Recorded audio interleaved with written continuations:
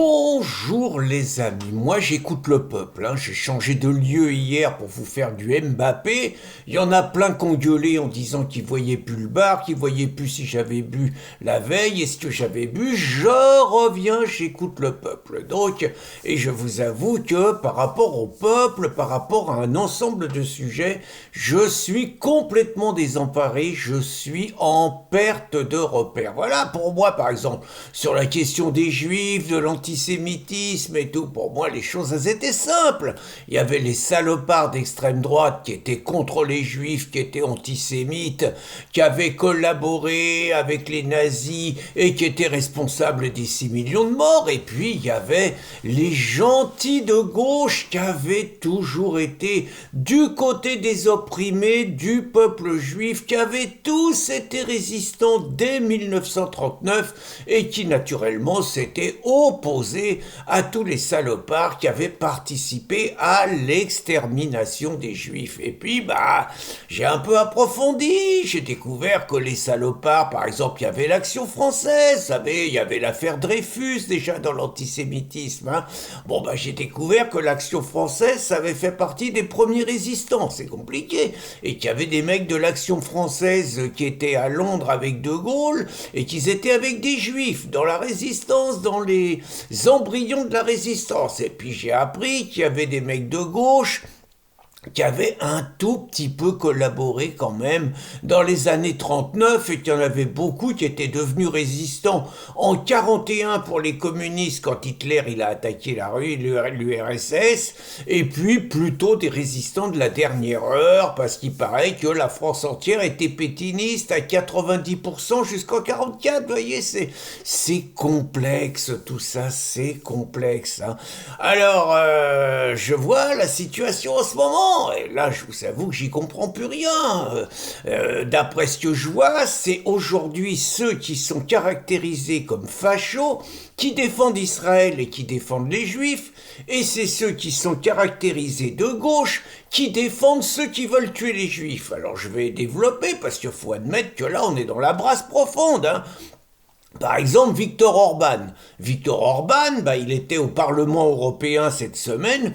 Tout le monde l'a insulté, les reconquêtes, oh là là, je dis des bêtises, non, pas reconquêtes, les renaissances, les socialos, les écolos, Van der Leyen, tout le monde y a tombé dessus en disant qu'il respectait pas les valeurs de l'Europe, que lui, il veut pas accueillir d'immigrés, il veut pas accueillir de musulmans, il veut que la Hongrie, ça reste un peuple historiquement blanc, historiquement chrétien. C'est un raciste, c'est un salaud, c'est un nazi, enfin c'est tout ça, quoi, un fasciste.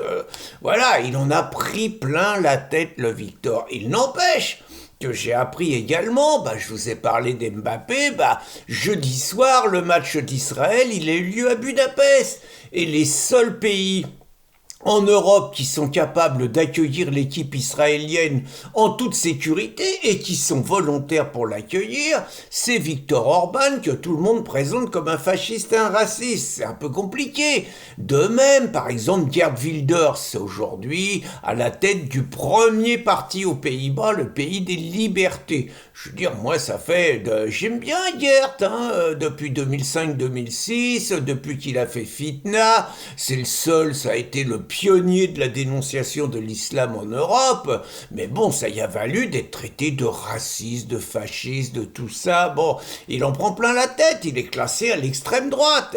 Geert Wilders, bien que classé à l'extrême droite, c'est celui quand même qui défend le plus inconditionnellement Israël, qui se prétend un ami d'Israël et qui explique qu'aux Pays-Bas, les ennemis d'Israël, c'est les mêmes que ceux de la civilisation des Pays-Bas. Voilà, Geert, vous voyez, c'est complexe. Alors, je vous parle pas de Donald Trump. Alors, Donald Trump, il est présenté, lui, comme un nazi par tous les médias des États-Unis. C'est quand même ça, les angles d'attaque. C'est un nazi. Donc, et Et Donald Trump, pourtant, il reçoit Netanyahou.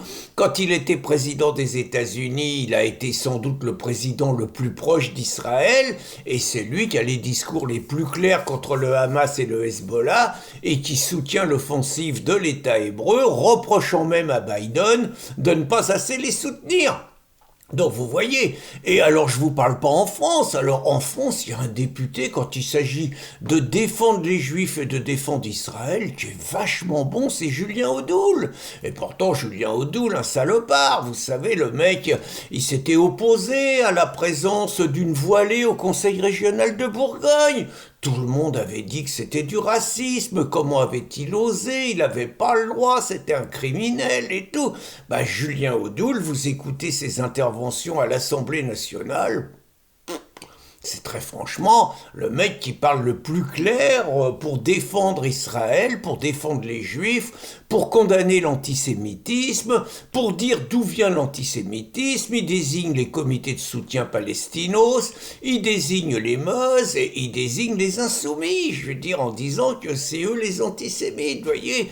Donc c'est vraiment compliqué, c'est d'autant plus compliqué qu'il faut reconnaître que le camarade Mélenchon, il nous complique la vie. Parce que avant, tout le monde aurait dit, Jean-Luc, il est du bon côté. Il est du côté du bien, il est contre le racisme, il est naturellement contre l'extrême droite. Il a toujours dit que si l'extrême droite gagnait un jour les élections démocratiquement, il n'accepterait pas le verdict des urnes. Et ça serait presque une solution à l'algérienne en 90 où on dissout les vainqueurs, voyez. Donc Jean-Luc, clair. Et pourtant, Jean-Luc, par rapport aux Juifs, faut reconnaître quand même que les propos sur Israël, qui sont naturellement dissimulés derrière l'antisionisme, mais aussi quand même, la connivence avec le chef des travaillistes anglais, légèrement tellement antisémite qu'ils ont fini par le virer, les propos d'Ercilia Soudel, les propos de David Guiraud, les propos de Thomas Porte,